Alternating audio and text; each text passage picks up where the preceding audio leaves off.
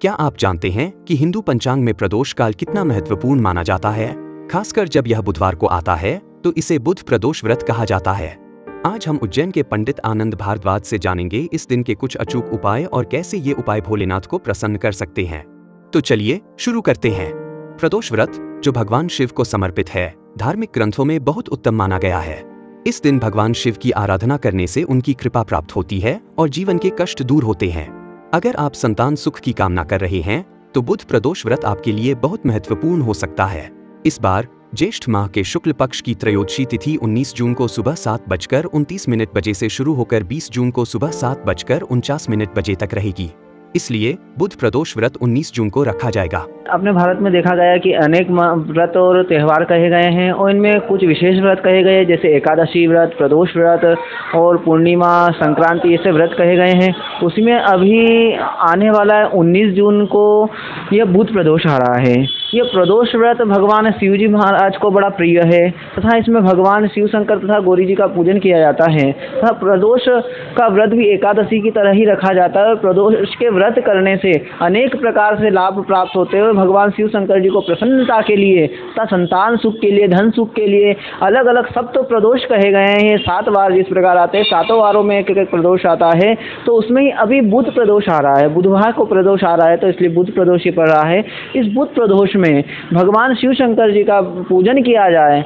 अब जानते हैं कुछ विशेष उपाय जिनसे भोलेनाथ को प्रसन्न किया जा सकता है। भोग अर्पण। शिव को प्रसन्न करने के लिए प्रदोष व्रत के दिन गेहूं के आटे में गाय का घी और शक्कर मिलाकर भोग बनाएं और पूजा के समय भगवान शिव को अर्पित करें। ऐसा करने से भगवान शिव की कृपा दृष्टि बरसती है। श्रद्धा पूर्वक उनको गेहूं के आटे में घी और शक्कर मिला करके उसको सेक करके भगवान को भोग लगाया जाए तो भगवान शिव जी प्रसन्न होते हैं, सारी मनोकामनाओं को पूरी करते हैं। बेलपत्र अर्पण। प्रदोष व्रत के दिन 21 बेलपत्र पर चंदन से नम शिवाय मंत्र लिखें और पूजा के समय एक एक करके सभी बेलपत्र भगवान शिव को अर्पित करें। इससे भी भगवान शिव की कृपा प्राप्त होती है। कुछ उपाय करने से, जिस प्रकार बेलपत्री पर ओम नमः शिवाय लिख करके 21 बेलपत्र भगवान शिव जी महाराज को अर्पित करें, उससे सभी मनोकामना पूर्ण होती है तथा धन दान से वृद्धि होती है तथा भगवान शिव शंकर जी महाराज अपनी कृपा बनाए रखते हैं, भगवान शिव शंकर जी प्रसन्न होते हैं। इसके साथ ही इन मंत्रों का जाप करना न भूलें। महामृत्युंजय मंत्र। प्रदोष व्रत में महामृत्युंजय मंत्र का बहुत प्रभाव है। पूजा के दौरान इस मंत्र का कम से कम 108 बार जाप करें। क्षमायाचना मंत्र। महादेव की पूजा के बाद क्षमायाचना मंत्र जरूर पढ़ें। इससे पूजा के दौरान जाने अनजाने में हुई गलतियों का दोष नहीं लगता और भगवान शिव का आशीर्वाद प्राप्त होता है।